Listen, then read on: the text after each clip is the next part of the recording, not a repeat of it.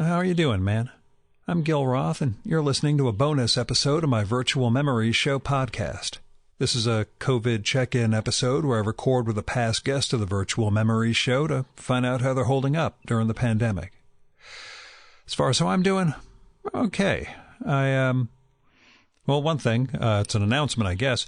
I've decided to take weekends off from posting new shows. I'd already been taking Sundays off the last few weeks, but when I took off all of Memorial Day weekend, I found it just so recharging and re-energizing that I wasn't starting off the day by posting a new show and being in that mindset and that sense where the responsibility becomes a duty, becomes resentment, and blah, blah, blah, that I've decided to keep that going. Since my weekdays are filled with resentment and bitterness anyway, I'll try to do just the 5 episodes a week and take off Saturdays and Sundays. I'm also planning on finishing up the first issue of my zine this weekend and sending it to the printer on Monday, so it'll be good to stay in writing and production mode without having to put on some of the other Gil masks. And I really do need to start downshifting. 6 episodes a week, down from 7 episodes a week, was still wiping me out. So getting down to 5 is a good start. I figure at some point there'll be a new normal. Maybe that'll be 2 or 3 a week, with check-ins plus, full-length new episodes. So let us get to today's show, and then you guys can have the weekend off. I mean, as much as any of us have days that mean anything anymore. Eddie Campbell is joining me from Chicago this time around. I recorded with Eddie and his wife, yesterday's guest, Audrey Niffenegger, over last weekend. Eddie's been one of my all-time favorite cartoonists since I was 17 or so, and I'll be 50 next year. I can't even tell you where to start. You should check out his autobiographical comics, which go by Alec, The Years Have Pants. There's a whole lot of individual collections and strips over the years, but this is the big compendium of all that stuff. And there's a 2-volume collection of his comics about Bacchus, the Greek god of wine in the modern age. And that just goes by Bacchus. That stuff all comes from Top Shelf Comics. Now, 2 years ago, Eddie put out a prose history book, The Goat Getters, Jack Johnson, The Fight of the Century, and How a Bunch of Raucous Cartoonists Reinvented Comics. And it's this amazing piece of work.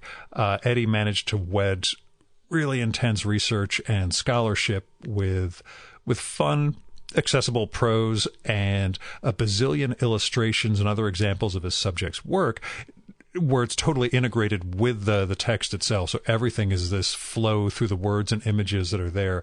And it all brings the early days, really the origin story of comic strips to life. So The Goat Getters, it's different than Eddie's other work in as much as it's prose and history, but it's a really, really worthwhile piece of writing. And it leads to the next project he's working on, which we'll talk about during the conversation. Also, Eddie was the third man at the last dinner I ever had with my best friend, Tom Spurgeon, at the Small Press Expo last year, and we talk about that a little. The story of what we talked about during the drive home is something that I discussed during my eulogy for Tom last December. Anyway. Caveats, the usual, his internal mic and that sort of echoiness versus my home recording studio setup, and Eddie is Scottish. That's a caveat in and of itself when you're actually listening to somebody in an interview. Now here's me and Eddie. I guess that's a good point to open the conversation. How are you coping with the pandemic, and how are you coping with the new cats? I guess that's a good combo to open things. How have you been dealing? How's the... Well, I remember my father retired, after a year of retirement. He said, I don't know how I ever had the time to go to work.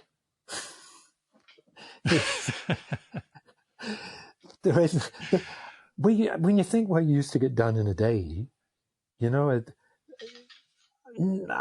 are days go past and I think, I don't think I did anything today. How did I get through a whole day? I didn't have time to be bored. The days disappeared and nothing's got done. So that's what I was wondering. Are we've you? Got, at least these kittens are getting us out of bed early. These kittens are getting us up at 7 a.m, which forces us to do. Prior to that, we're getting up about 11. It's no wonder the day's wasted. By the time you've had breakfast, had a shower, it's lunchtime. Yeah. So my world, I'm up between 5 or 6, so I'm compulsively doing that so that I don't end up in the inertia state. But yeah. So now it's 3 o'clock. You haven't started your day yet, and 3 o'clock is. Well, in the days when you used to go to work, 3 o'clock is when you started to fade. You started to feel weary from your day's labours. we haven't done anything yet. That's terrible. Isn't it? And at that point, you start planning dinner and what you're going to be watching that night, and that can take up the rest of the afternoon and evening. The drinking program. I often say to Audrey, what are we having? And asparagus. And how are we doing? She says, well, it'll come as it comes. And I said, yeah, but I've got to plan the drinking program.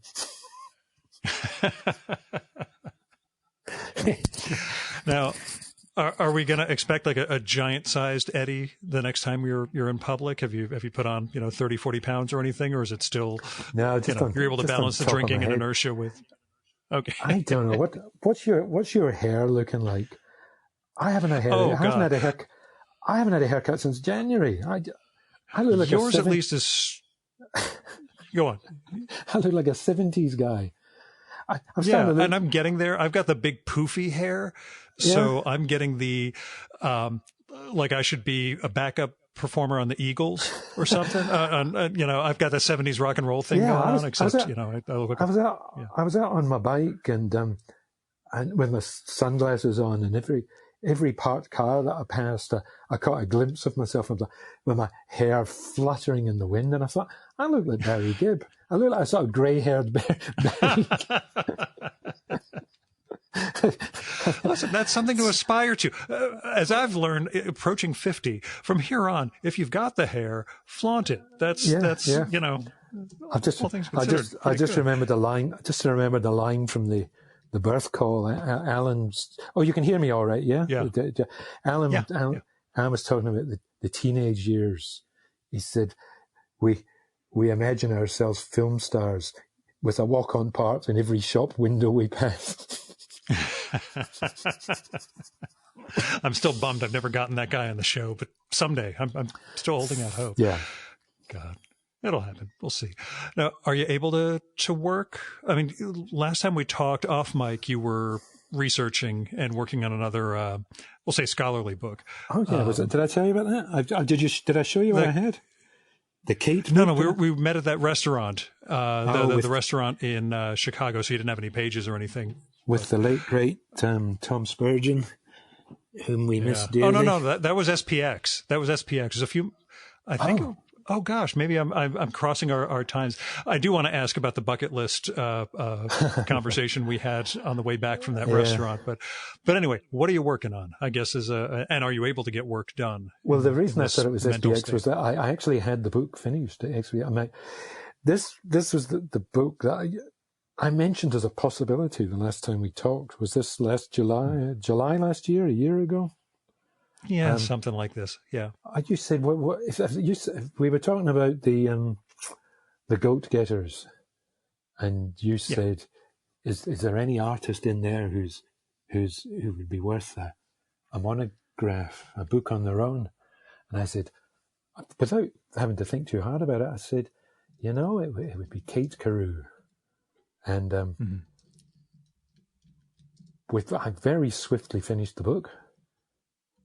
I think we were talking early in the summer. I think by July I'd actually finished. That's what it was. It was May in Chicago and then SPX in September. Right. I think it was the May in Chicago you told me about Kate Carew.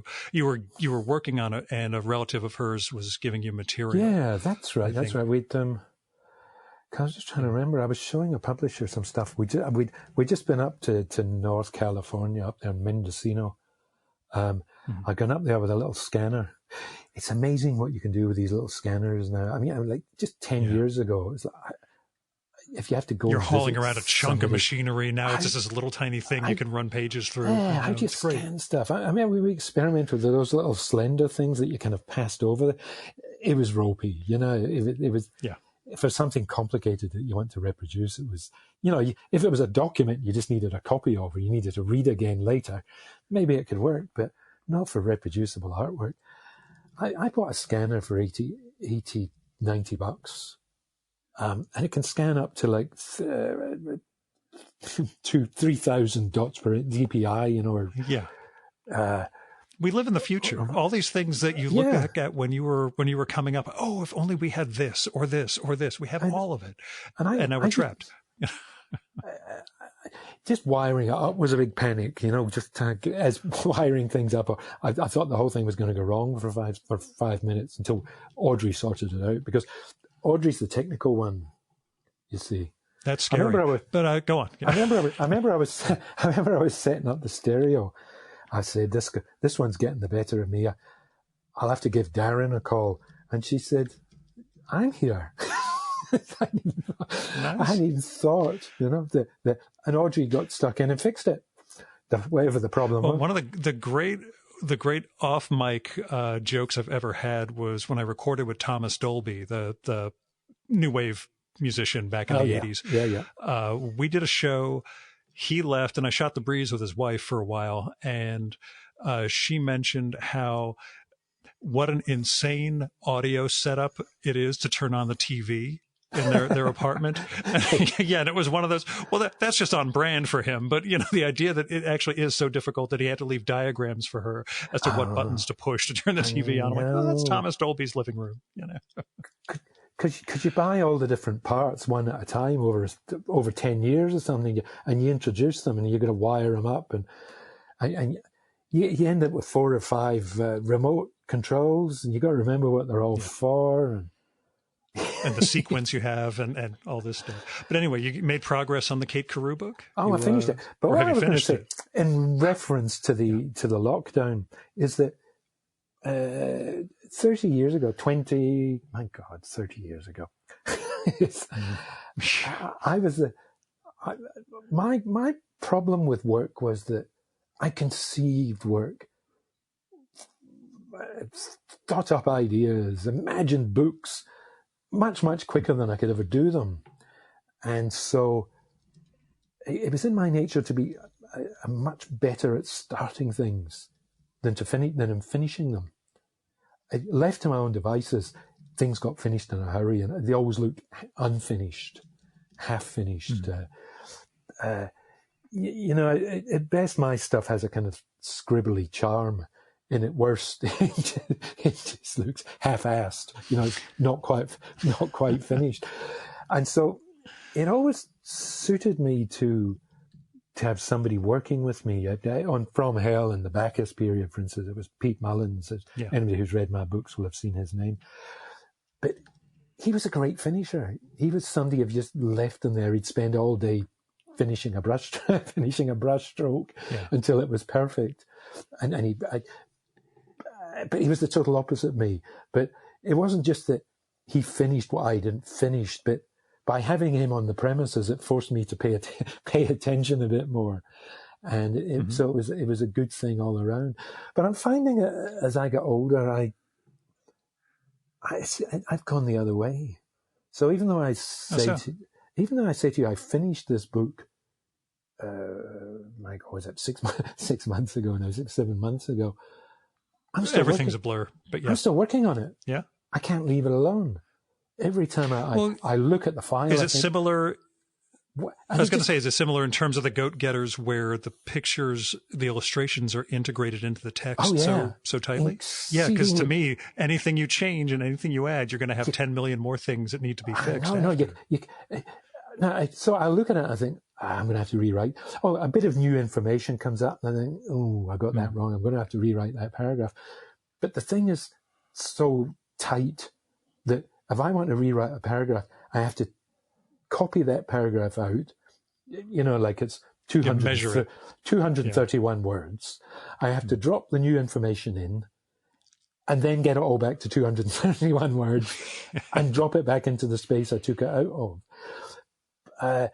If that can't be done. Then I'll take 2 paragraphs. That might give me 500 words to work with. It gives me a bit more working room, but it's still got to drop back into that space. It can't, it can't exceed the space.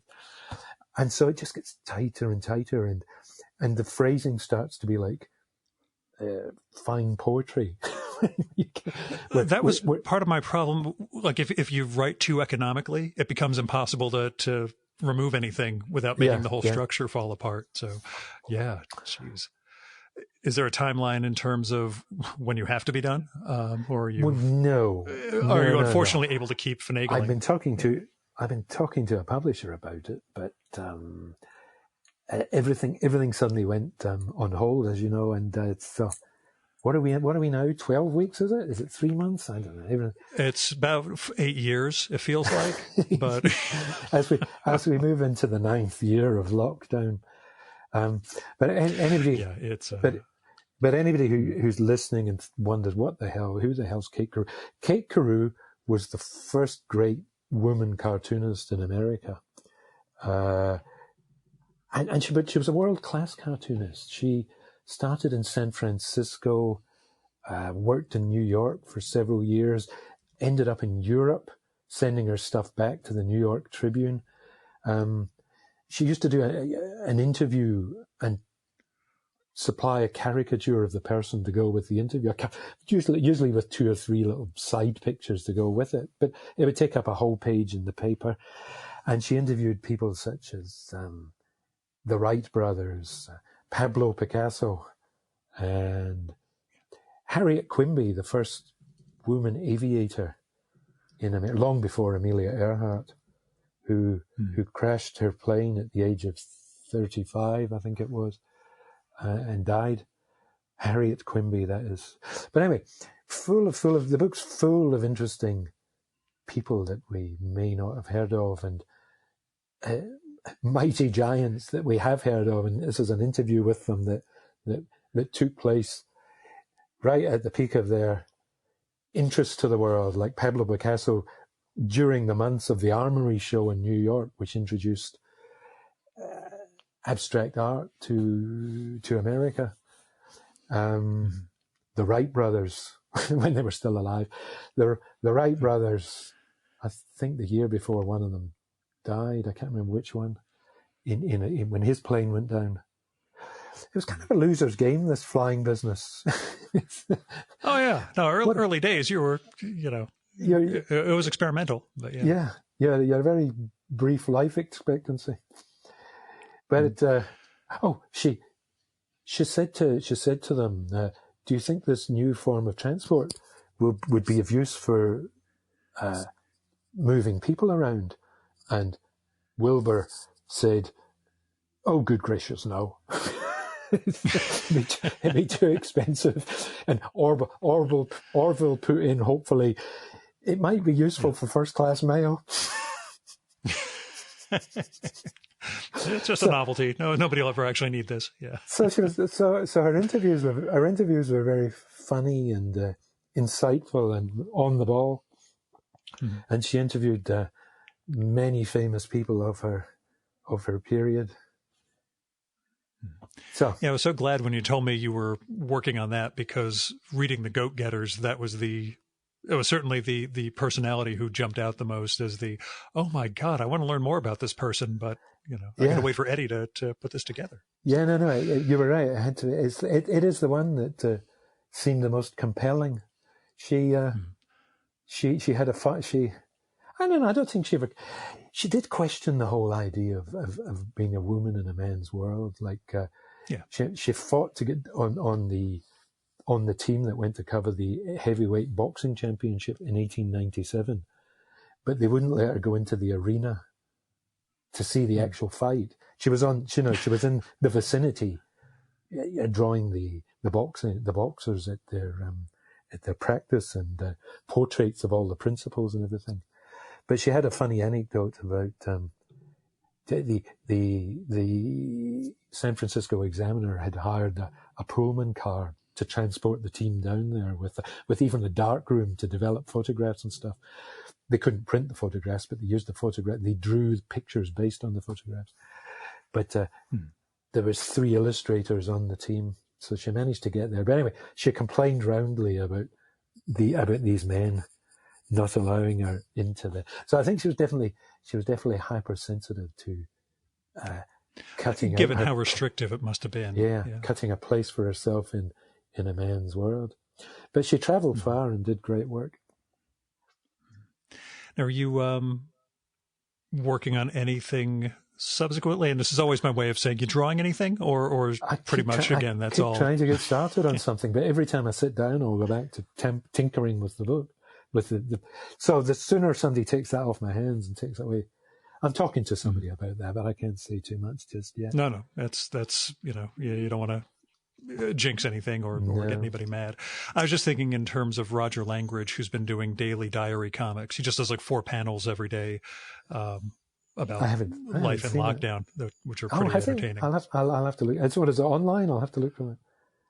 Yeah, it's his Instagram and his Twitter feed. He puts those up. They're part of his Patreon, but he decided let's just share those with everybody instead of just his supporters. And Roger being Roger, they're even when he's mad about something, you just can't help but laugh at his drawing. But, yeah. I started doing a little Twitter cartoon. Well, no, I wasn't drawing the cartoon. I was finding old pictures and just finding a way to relate them. You saw those, didn't you?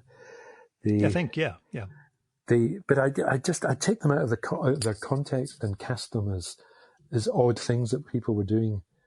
Oh, I remember those. I haven't seen them in a couple of weeks. I kind of ran out of them. I did about 20 of them, I think, before. But there was one guy who was just to pass time during, like, he was biting red hot horseshoes. But knowing that I took that out of a context, you would think the context is probably kind of dull. But the context of that was... It reminds me a little of... But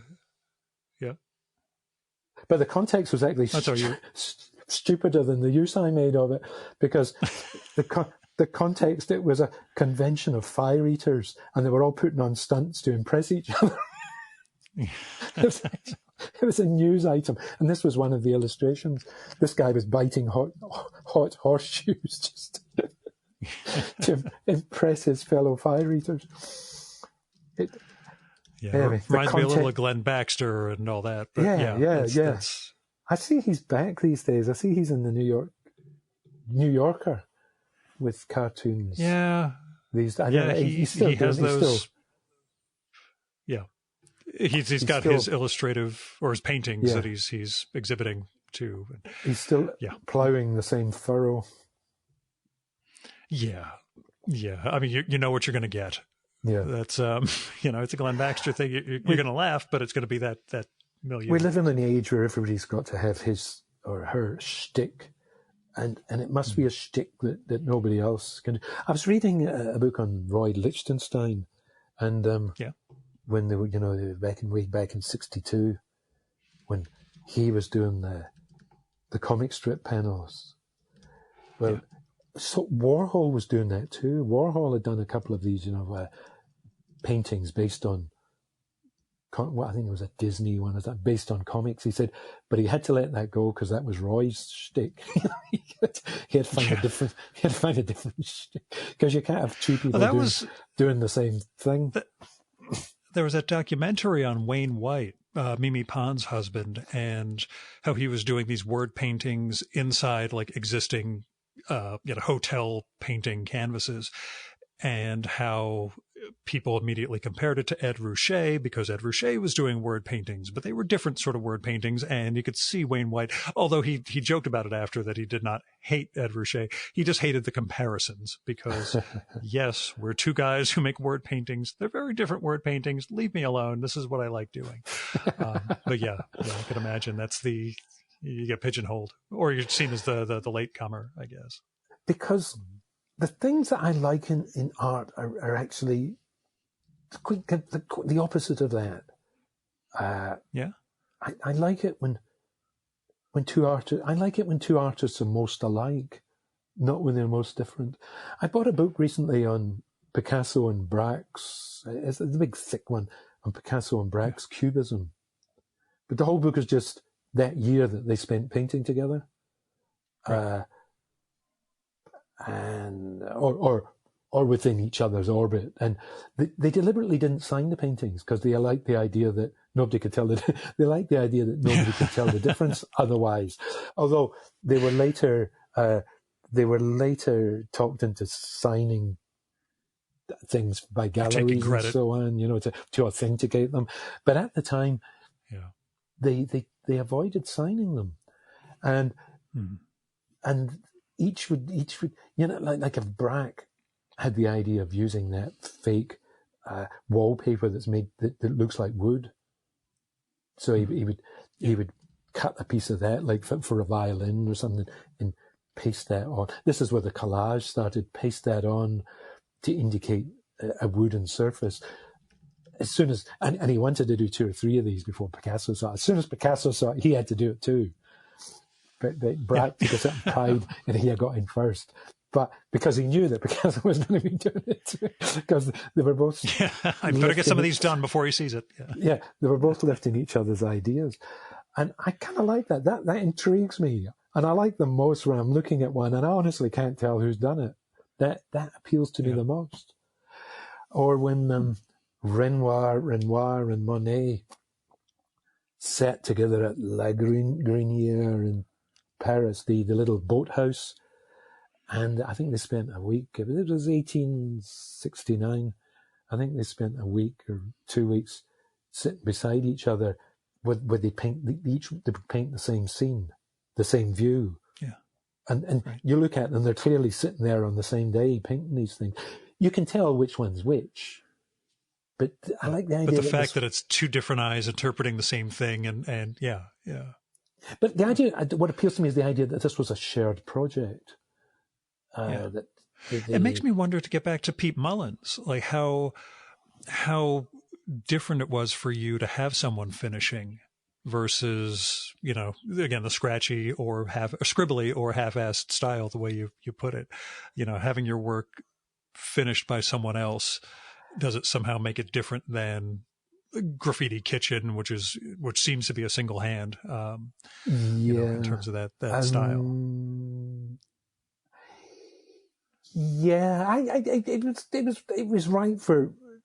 It wasn't right for my autobiographical stuff, but it was good for Bacchus, where a lot of the time in Bacchus I was lampooning different things.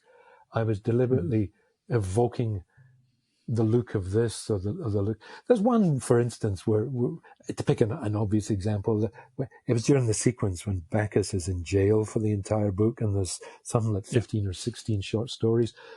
But one of the short stories is about the old guy whose calendar has been stolen. That somebody's nicked his girly calendar, and it's not. It's somebody took Miss March, and Miss April. Miss April's saying, "Well, I was looking the other way at the time."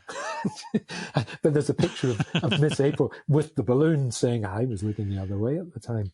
Or there might be, I can't remember what it was, but it might be Miss December in her skiing. She got a swimsuit with skiing gear, and she says, "Oh, I saw nothing. I didn't see anything. I was putting on my costume," or something. But these had to look like period, because he was an old guy. They had to kind of look like cheesecake 1950s calendar girls. And there's 3 times in the story where we zoom in on one of the calendar girls. So that's just one example where Pete could do that sort of thing so much better than me, but it had to look like that. Right. It just kind of worked. Things like that just worked better.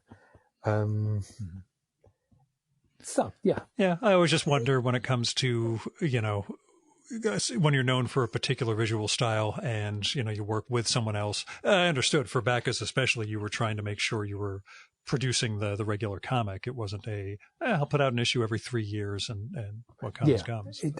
Mostly it was about getting stuff done quickly. But, with my autobiographical stuff, it's got to have an automatic look about it, like a lot of those little sketches I would do a dozen times before I got the one that was right. but it had to look, mm-hmm. and I'd be doing them without penciling at first, but it had to look automatic. It had to look as though I did it that quickly. For the whole plan, the whole idea of it to work, it had to feel like you were just being told that this was just being said here for the first time, and had never been thought about until it was said there for the first time. It had to have that look about it, even though it had been well thought about before it touched the page. We've talked about Henry Miller on and off in the past also, and the sense of things that might seem dashed by Henry Miller were in fact really, really, really worked out in terms of prose. Yeah, true. That's it. Yeah. Yeah.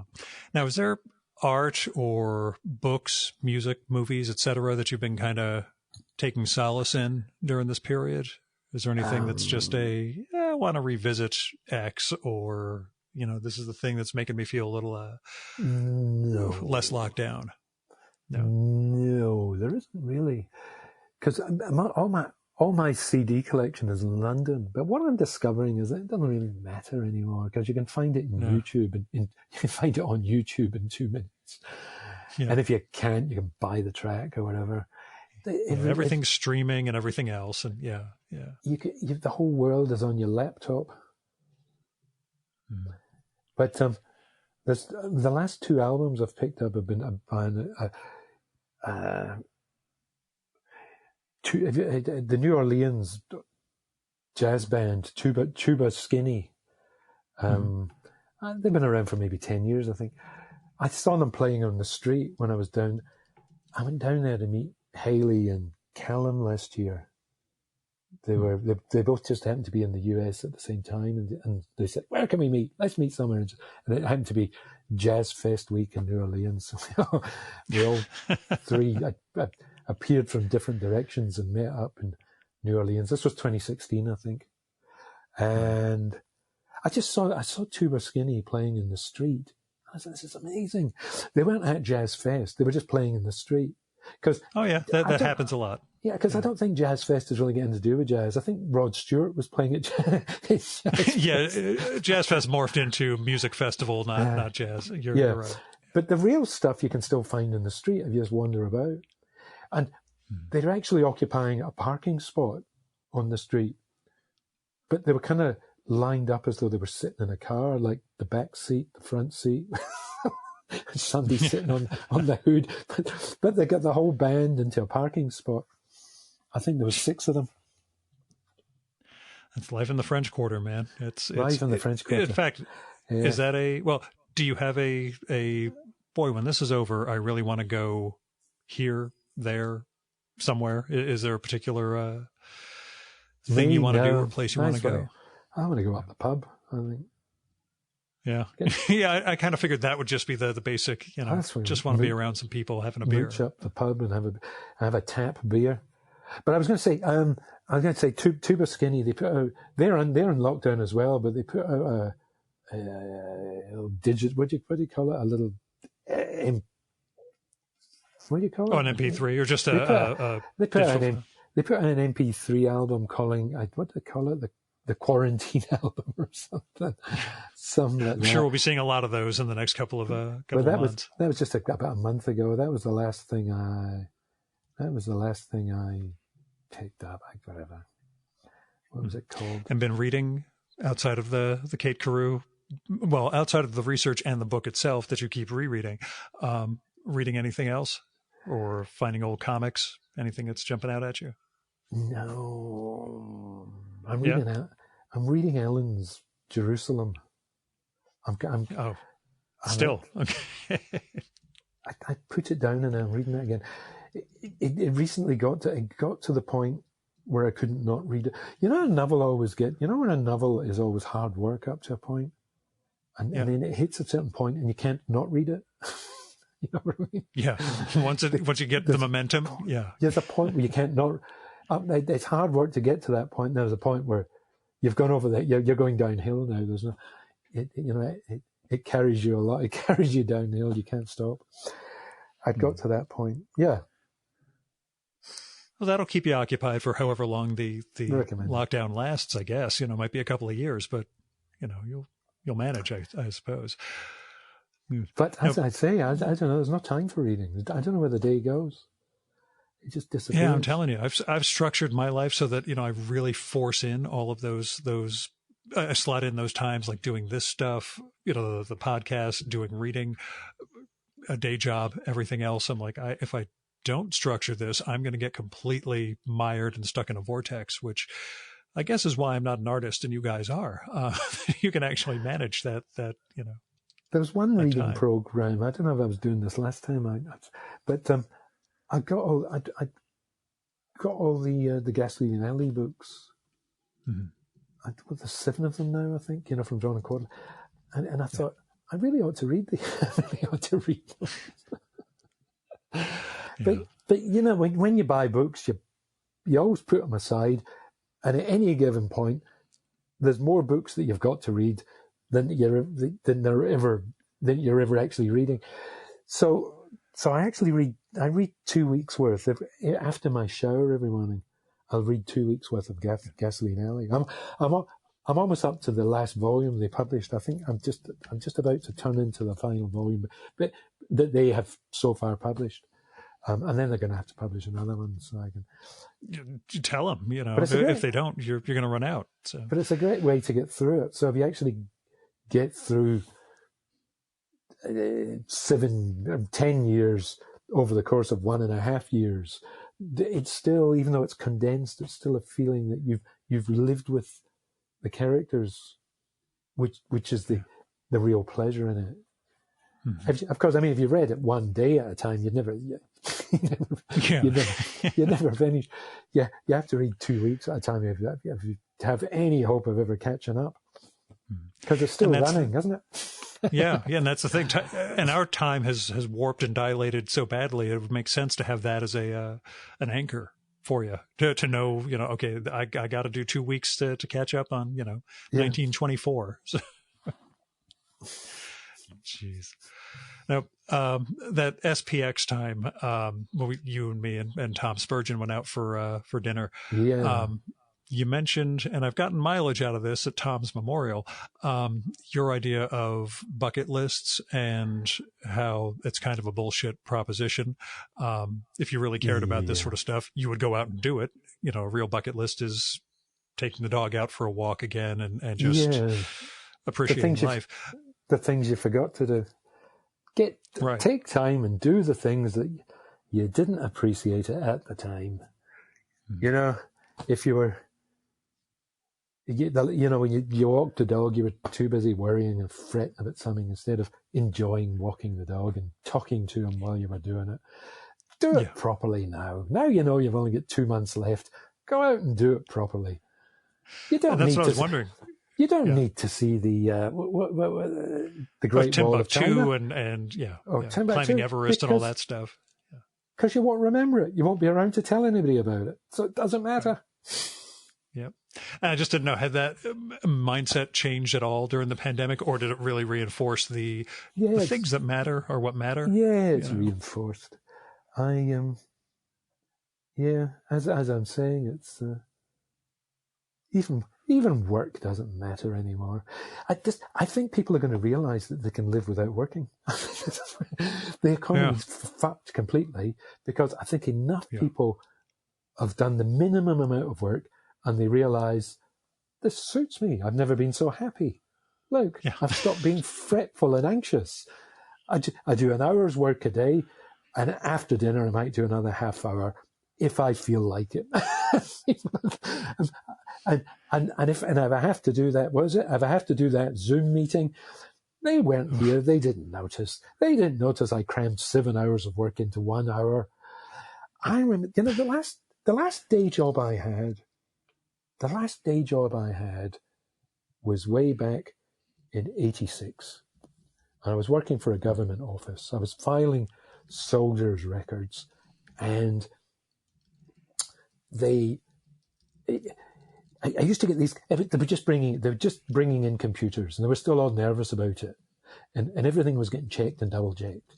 Everything was gone through the mill 5 times, and I used to get these error slips, and that was the job really, was taking the error slips, checking what was in the computer, noting the error slip, and if it had to go back to head office for a correction or whatever. I can't remember. It's a long time ago. It was 1986. But then I realized that 2 days later, the ones that I had just fixed and sent in a correction for, I'd get them back as another error slip because of that 2-day delay. While I was sending this error slip, they were already sending another one. They were crossing each other. The error slips were crossing each other in the mail. So I thought, what if I just take this huge pile and throw it in the bin? I effectively cut my work in half. I didn't actually throw them in the bin. I put them in a bottom drawer just in case my theory was unsound. Yeah, if somebody actually needed them someday. But just in case. I mean, it seemed like a sound theory, but I thought I'll give it a few days and then I'll just throw these out if I'm correct. But it affected, because I was now working like a day late, those things weren't crossing in the mail. You follow me? Yeah. The principle. And I was only getting half of the error slips. I wasn't fixing the first one and then getting another one to fix it again. But I threw out the first one. I only get the second one.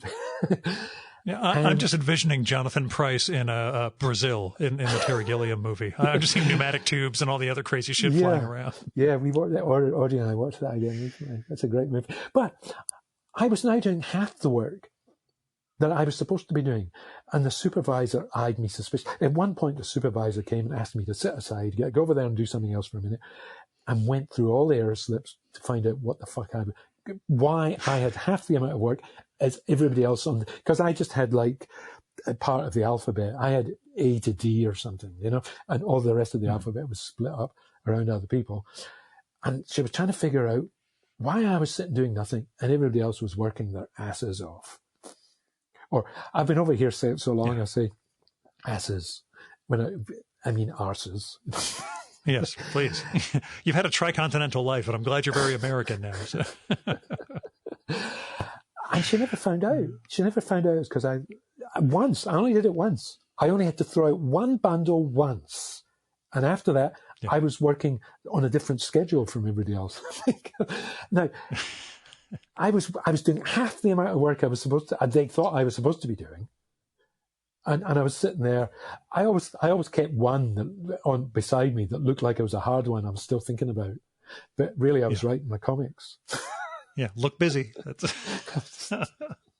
Leave that hard one. And if anybody asks, I'll say, yeah, I've checked this one. There's a problem with that. Oh, man. I'm going to hear from all these UK veterans who are pissed off that they didn't get their benefits, and now it's all your fault. But. It's all my fault. But anyway, so now you work at home. You can do that.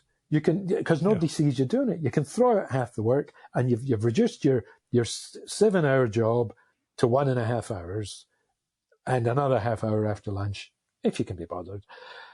And I think everybody's going to like this. This is my theory: is that everybody's going to like this, and the whole workplace construction is going to change going forward here. More and more people. Because when you see these people on TV zooming from their homes, what's the first thing you think about? What's in the background on their bookshelves? No, the first thing I think about is, have they got pants on? Oh, yeah, the pants is number one. What's on the bookshelf behind them is number two. That's right. Have they got pants on? So people are going to like this of just going around in their shorts, their boxers all day long. Yeah, I keep getting these wonderful offers from like the menswear places that I really like. And I'm just looking at it thinking, I don't even know when I'm going to wear pants again. I've worn shorts and sweatpants for over 2 months. I haven't put on anything but those because I don't have to. It's, someday I'm going to have to go lobbying again down on the hill. But as long as I can put that off. Yeah. The other day there, Audrey and I, we're going out to the supermarket. It's the only outing I've got. And I've put on my old crumpled trousers. I've put on a pullover that I'd left down, and other stuff had gone on top of it. It's got a couple of creases going in different directions on the front. And I looked at myself in the mirror and I thought, good God, what has happened to you? What has happened to you, Campbell? Go and do it properly. So I went and I ironed a pair of black trousers. I put on a shirt, I bouffanted my hair properly. I had a shave, and I wore nice shoes. And we went out, did the shopping, and an hour later we came home and I took all that off, put on my crap clothes again. But I thought, I can't go out with my wife looking like this. This is an offence to her. I'd suddenly become my dad. I don't know if your dad is that generation, but my dad would put on a tie to go down to the post office. Even when he was retired, he'd put his tie on to go to the post office. Maybe that's your big discovery from the pandemic. Yeah. You're turning into your old man. Turned into my father. Well, all things considered, there are worse fates in the world. So, Eddie, thanks for coming on. I hope we'll get together. We'll use that time up. Right, I'll go. Right. Yeah, thanks. Sure. Do you want Audrey to come up and use... I've just realised I'm still on mic, and I was going to say, shall I go and get Audrey? That was what... No, it's cool. I'll cut this part out. Okay. Oh, sorry, go on. That was great, Gil. That was wonderful talking to you. You're the first non-family I've spoken to in weeks. That's great. I've discovered that as I've been doing these, I've had that moment of, do they really like talking to me, or have they not talked to anyone else for quite a while? And I lean towards the latter generally because I have no self-esteem, but it is always nice catching up with people and doing this. That was Eddie Campbell. Go check out his site, EddieCampbellDammit.com, for more about his comics, his books, his writing, and, appearances once upon a time. And pick up The Goat Getters, that history book I mentioned. It's really, really good, as well as Bizarre Romance, the stories he collaborated on with Audrey Niffenegger, his Alec and Bacchus books, among a lot of other stuff. And you'll find links to all of that at his site. He's also spent time lately doing a color version of From Hell, the comic he drew with Alan Moore about the Jack the Ripper murders. If you dig their collaboration, you should also check out A Disease of Language, which collects 2 of Eddie's adaptations of Alan's spoken word shamanistic happenings, The Birth Call and Snakes and Ladders. Eddie makes a reference to the birth call in the conversation, and I have a page of Snakes and Ladders hanging on the wall of my office here that I bought from Eddie. It's the title page, which actually shows a drawing of a board of Snakes and Ladders. Anyway, so that is EddieCampbellDammit.com. EddieCampbellDammit.